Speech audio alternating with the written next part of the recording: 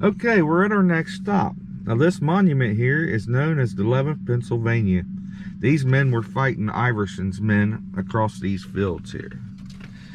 But there's a secret.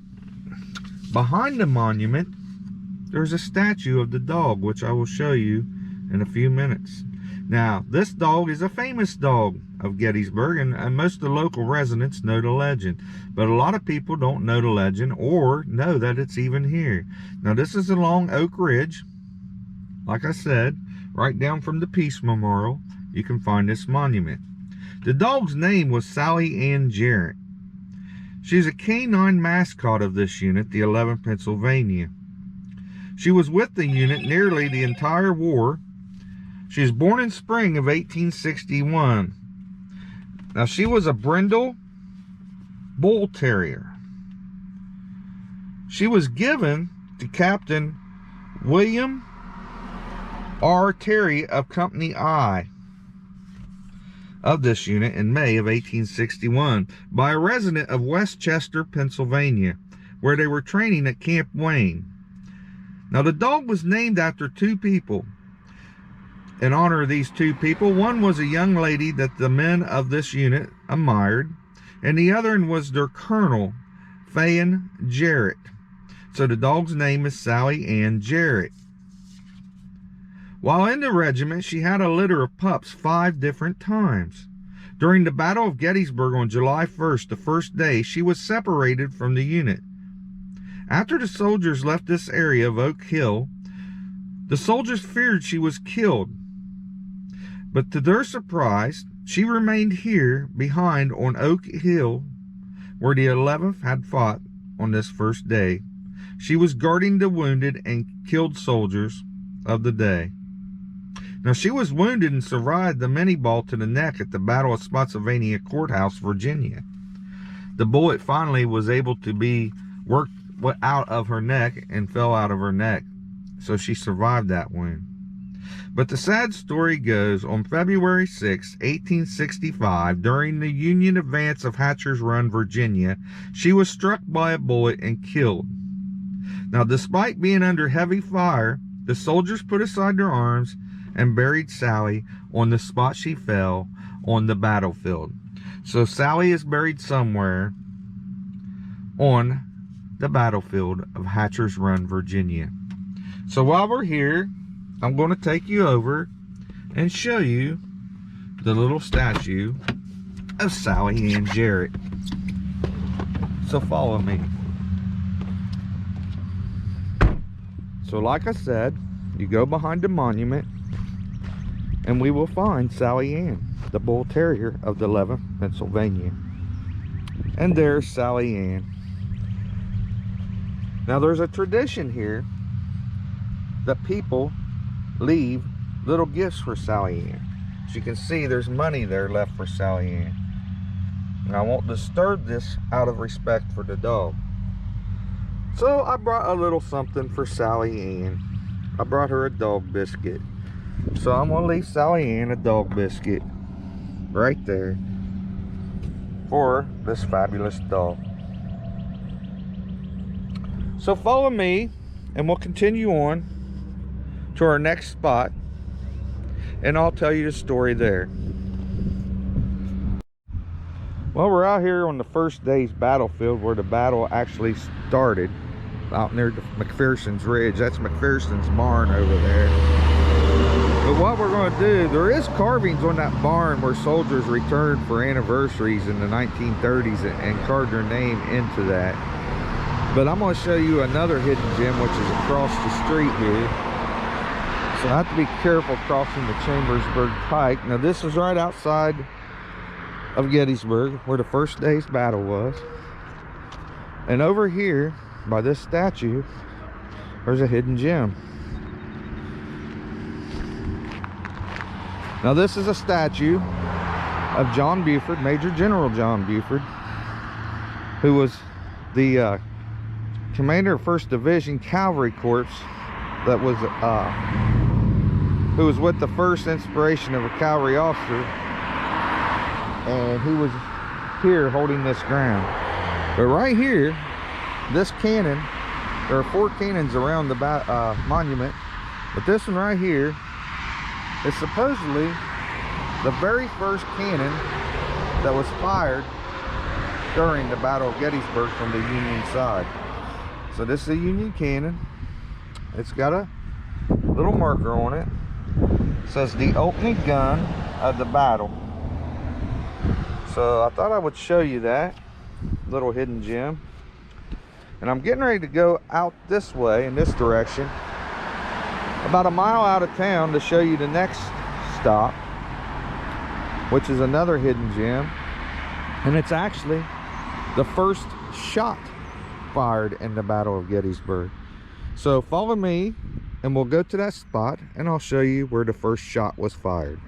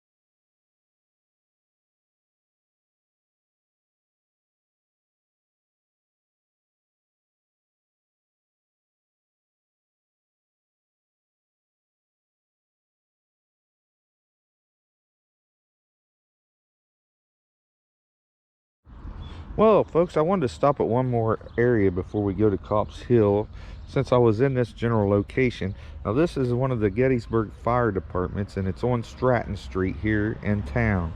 Now, the reason I stopped here is a monument right over here by the fire department. I'm going to read it to you. Near this spot on July 1st, 1863, a Union soldier fell mortally wounded. When a local resident found the unidentified body, he also discovered a photograph of 3 children. News of this poignant find was soon widely covered by the press, and copies of the photograph were distributed and sold for charity. One of these reached Mrs. Belinda Humison of Portville, New York, who now realized that her husband, Sergeant Amos Humison of Company C, 154th New York Volunteers, had been killed. The plight of the Humisons' children, Frank, Frederick, and Alice, touched an outpouring of sympathy and donations from throughout the North, leading to the establishment of a soldiers' orphans home here in Gettysburg in 1866. Sergeant Humison's body was removed from here and is buried in the Gettysburg National Cemetery today. This is a picture of Humison and his 3 children. Now, on the fight through town here, fending off the Confederates, Humison had died right here near this spot in a building, near a building, and was shot through the chest holding a tintype photo of his 3 children. Now, this tintype is the most famous tintype of orphans in the United States to this day. So I wanted to show you this spot, and now we will continue on to Culp's Hill, to our other 2 stops, and the end of this video blog. So follow me. We're at our next location as we make our way up Culp's Hill. Now, this part of the battlefield usually isn't visited too much.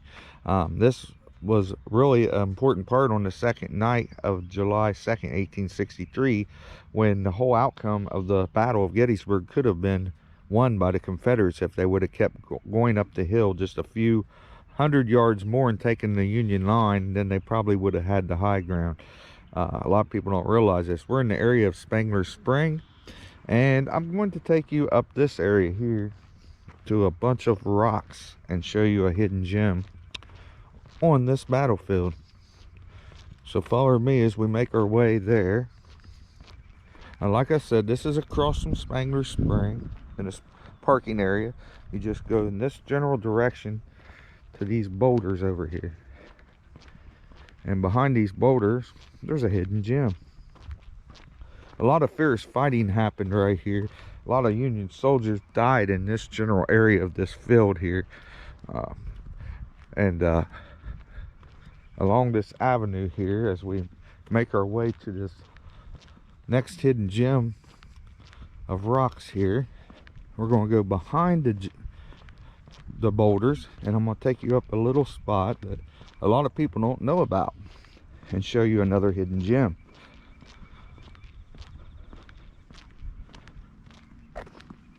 Now, as you approach this clump of rocks here, of boulders, we're going to go behind the boulders to the right and make our way around the back side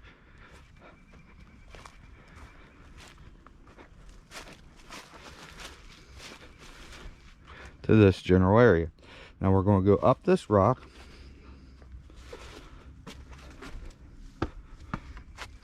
slippery here, so I've got to be careful.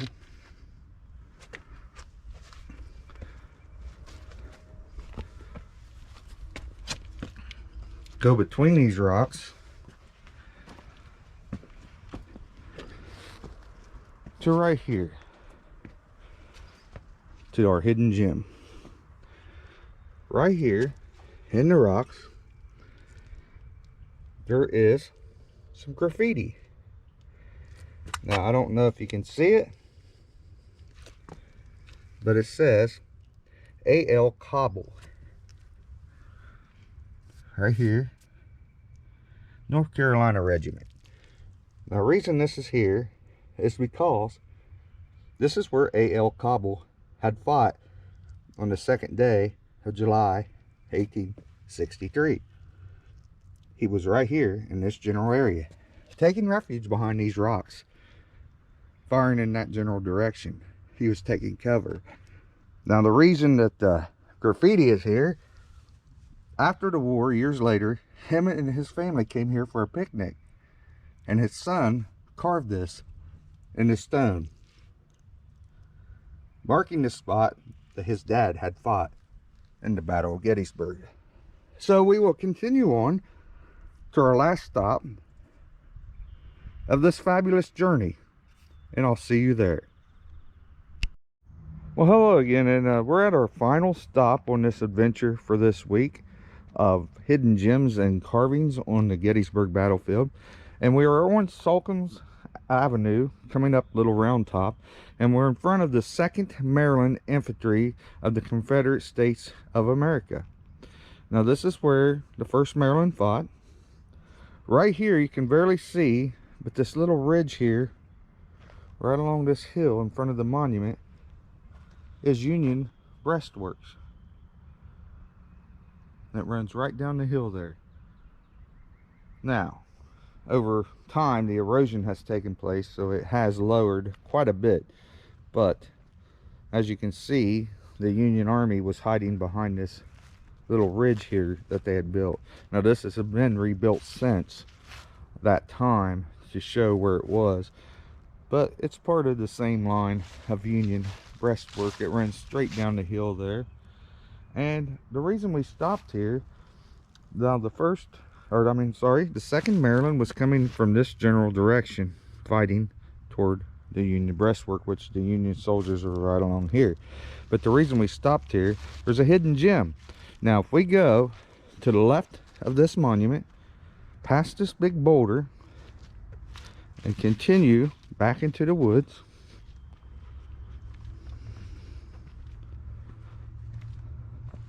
and down this trail, there's another hidden gem here that a lot of people don't know about.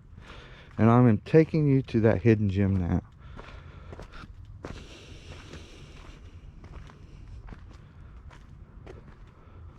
Now right here, where this little Bonnie Blue flag is, sorry, this isn't the Bonnie Blue flag, this is the 1st Regimental Confederate flag of the South, the 1st national flag. But right here in this area, in this bare spot, in this low depression, marks a burial pit of the 2nd Maryland boys. So I'm walking around this grave pit right here, to show you what was the final resting spot of these men.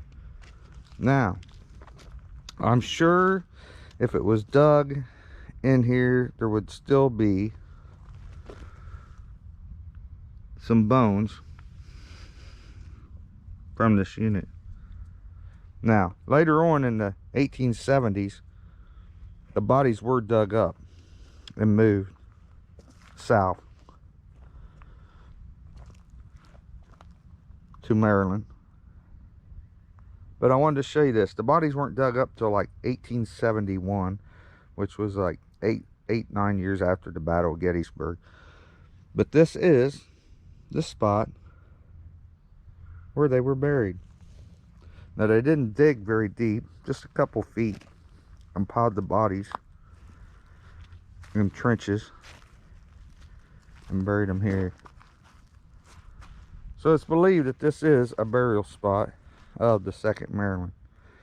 Now, nobody really knows, but that's what the rumor says. I don't know if there's any proof or documentation of this, but this is the legend and what is told. So I thought I would stop here and show you this hidden gem on Gettysburg battlefield. Once again, I'm Uncle Jimmy, and I hope you have enjoyed this adventure with me today. Please subscribe to my channel if you haven't already. Hit the like button. Feel free to leave comments of other things you would like to see. Also, hit the notification bell to let you know when there's new videos uploaded. I try to put out a model train video and an adventure of traveling every week. So I hope you enjoyed this little scrimmage with me across to Gettysburg to hidden gems and carvings on the battlefield. Until next time, this is Uncle Jimmy with Jimmy's Train Station and Travel Adventures. Go out there and have your own adventures and enjoy life. Thank you once again.